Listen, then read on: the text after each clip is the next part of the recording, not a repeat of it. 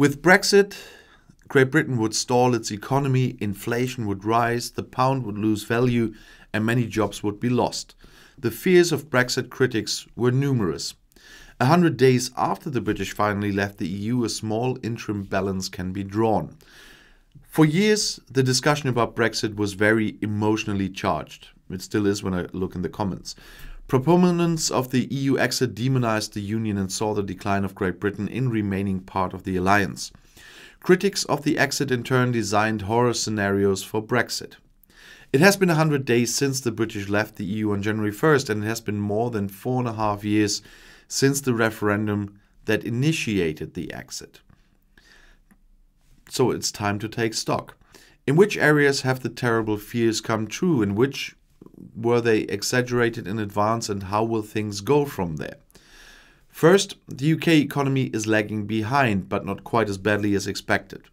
The fear was that leaving the EU would curb economic growth in the UK. In 15 years, it should be up to 7.8% lower than without Brexit. The logic behind this is simple. Britain's economy earns a large part of its income from trading with other EU countries. If this is no longer available, or if it becomes more expensive, this slows down economic growth. So far, the UK economy has actually been performing worse than other major economies.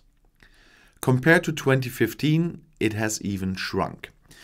Within the G7, only Italy was hit harder. However, this is largely due to the corona year 2020.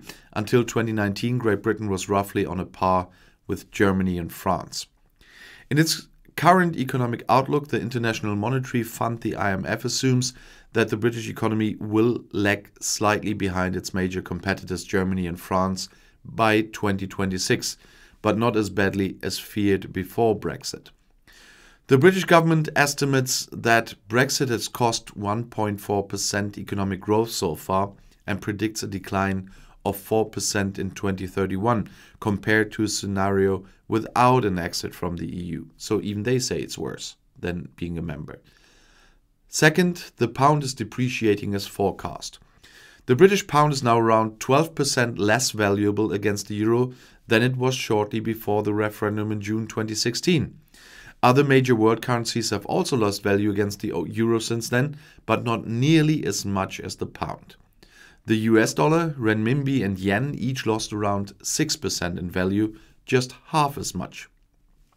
This has implications for British citizens, and it makes all imports to the island more expensive and thus drives inflation. Conversely, however, the economy benefits because exports are cheaper. For the future, analysts see even more problems for the pound. Bank of America economists warned last fall that the pound was degenerating into an emerging market currency that is volatile and only suitable for risk-taking investors. In a statement to investors, analyst Kamal Sharma summed it up as follows. We believe the pound is on its way to becoming a currency that resembles the reality of the UK economy, small and shrinking with a growing deficit problem. Third point is inflation is rising.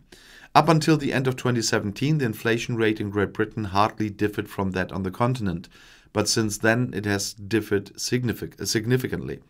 On average, prices on the island have risen by 1.7% annually since the referendum.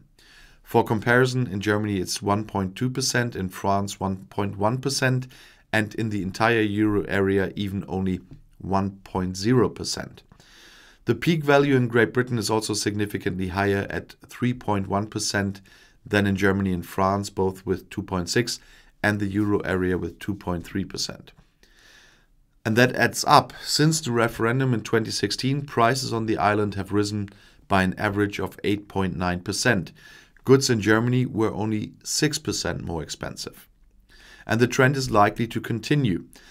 The Bank of England is assuming an average inflation rate of 1.8% by 2025. In Germany, economists expect only 1.4%. And fourth, exports are shrinking. Up to last year, 43% of all goods and services exported from Great Britain went to EU countries. Because of the internal market, it was straightforward and lucrative for British companies. Even with the trade agreement that has now been concluded, the hurdles are higher. How much can be proven by dramatic figures? In January, Great Britain's exports to the continent shrank by 41%. That's an equivalent to 6.2 billion euros. Although the British politicians attributed the then fresh corona lockdown due to the British mutation and hamster purchases before New Year's Eve, it is unlikely that the values will be in the green again from February. And we got more details this week. It's still a decline compared to last year. Not only did exports decline sharply, but trade also collapsed the other way round. EU companies shipped 29% fewer goods and services across the English Channel. Overall, the UK's trade deficit with the EU, which had existed since 1997, increased. Trade with the rest of the world, on the other hand, grew slightly. Exports to countries outside the EU rose by the equivalent of 330 million euros in January. However, imports also fell back here, falling by the equivalent of 2.5 billion euros.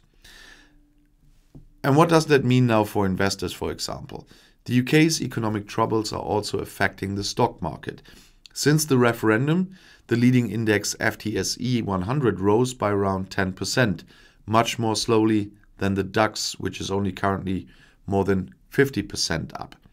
According to an assessment by UBS analysts from January, individual stocks can even benefit. Shares of corporations whose business model does not depend heavily on exports to the EU are currently valued as cheaply as they have not been in some cases for 20 years. These include British retail chains such as Tesco and Sainsbury, or the real estate company British Land, which make their living mainly domestically, or a pharmaceutical giant such as GlaxoSmithKline, which is active all over the world anyway. But just one more word to the deficit in the exports from January. There are numbers around now for February and some even say March, but even with the numbers they claim that are there, it is still a decline compared to the previous years and the same months in the previous years. They say it's going up. It's going up compared to January. It is still much less than compared to the previous years. And February 2021 is nothing like February 2020.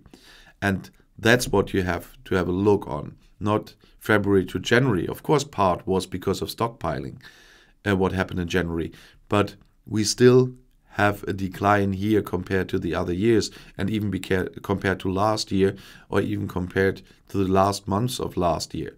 And so if you quote numbers, then put them in the right perspective.